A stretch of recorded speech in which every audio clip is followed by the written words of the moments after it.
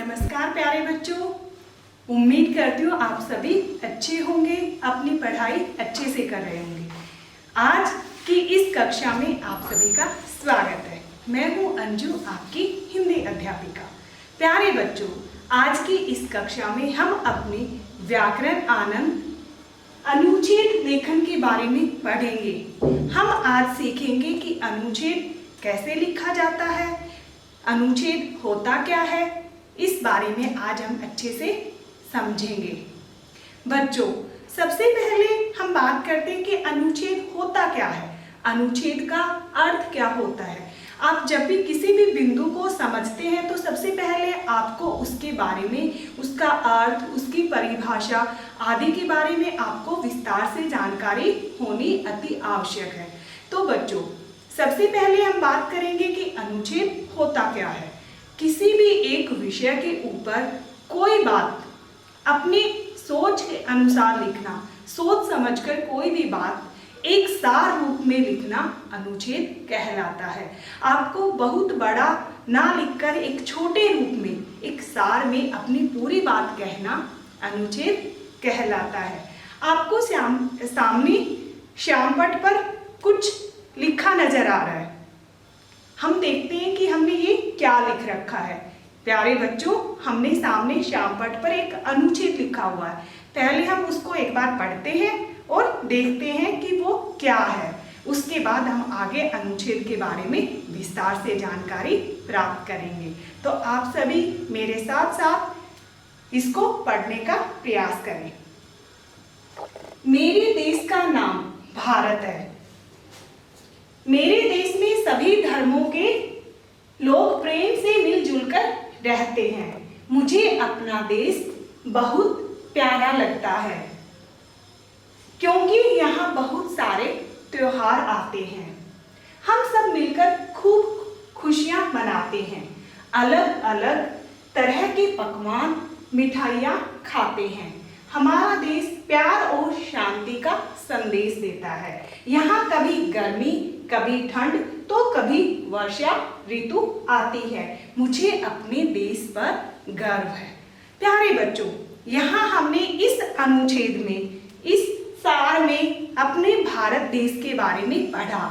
अब बच्चों, आप सबको पता है हमारा भारत देश बहुत बड़ा है और इसमें अनेक धर्मों के, अनेक संस्कृति के लोग रहते हैं, लेकिन सब मिलजुल कर एक बनकर रहते हैं।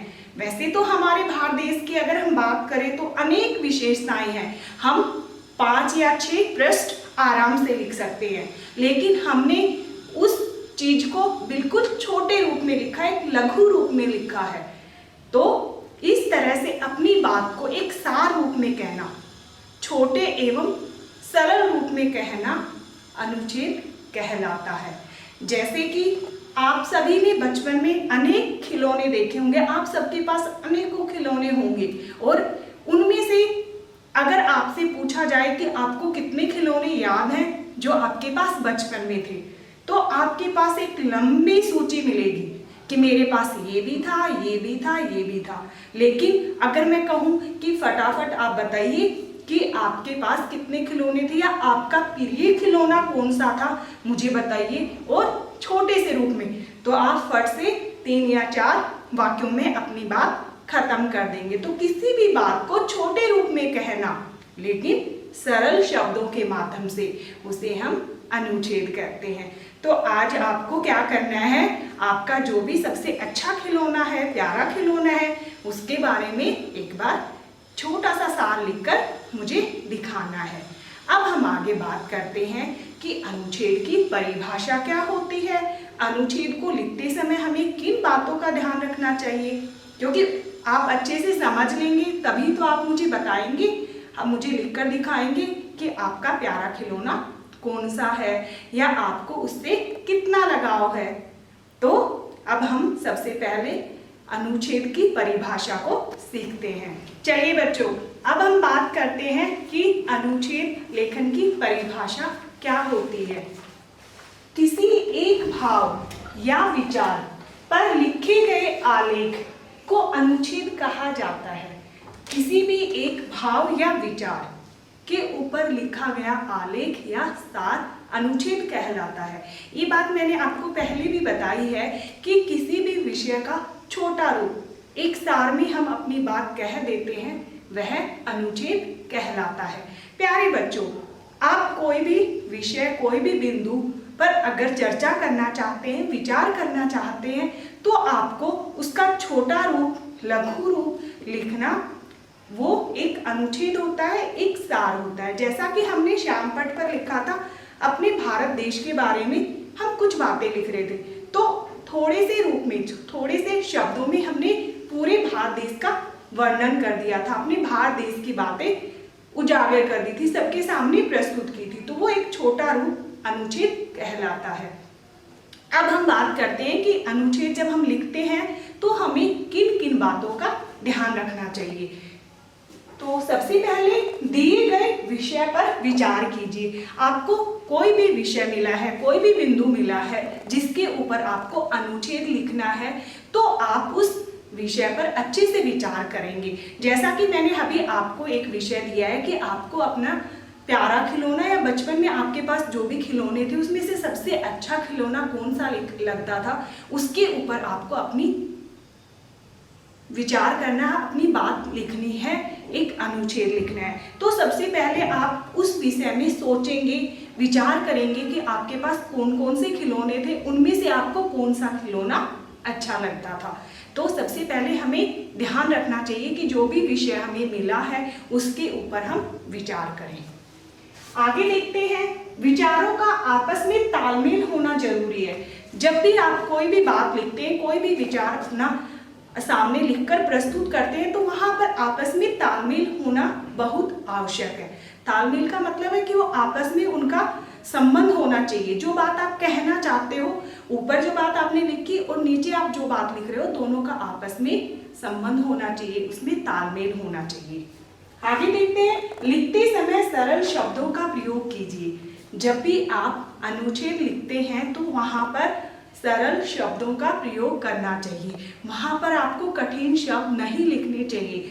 सरल शब्द लिखेंगे तो सामने वाला अच्छे से उसको समझ पाएगा और आपकी जो बात आप जो प्रस्तुत करना चाह रहे हो उसको अच्छे से जान पाएगा।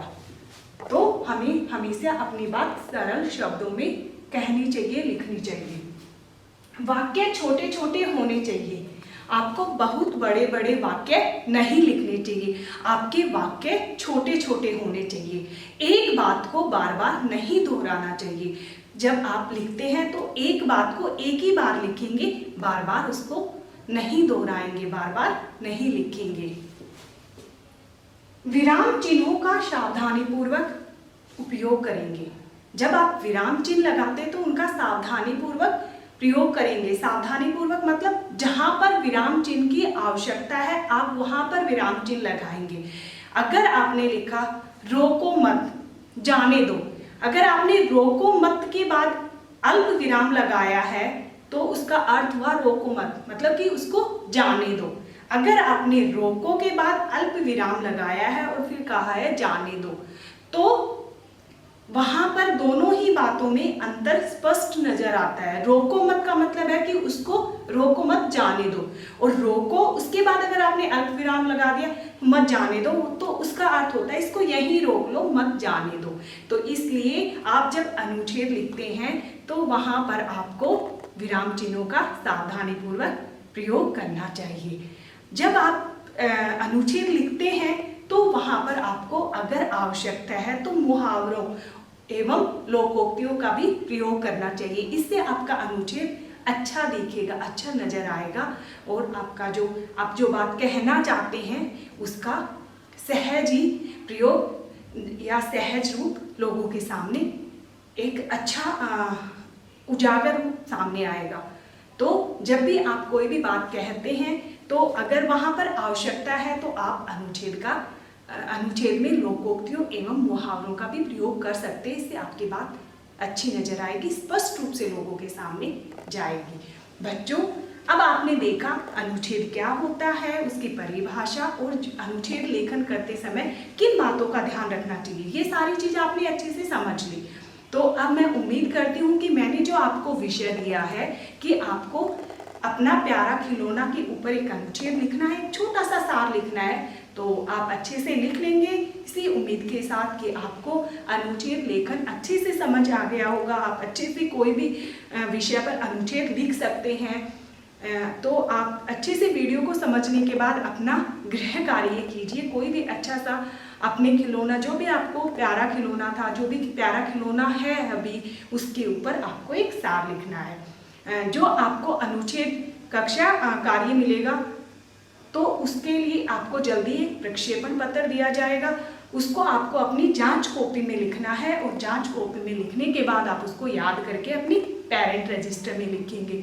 तब तक के लिए आप अच्छे से वीडियो को देखिए और जो आपको मैंने विषय दिया है, बिंदु दिया है, मेरा प्यारा खिलौना, उसको लिखने का प्रयास करना।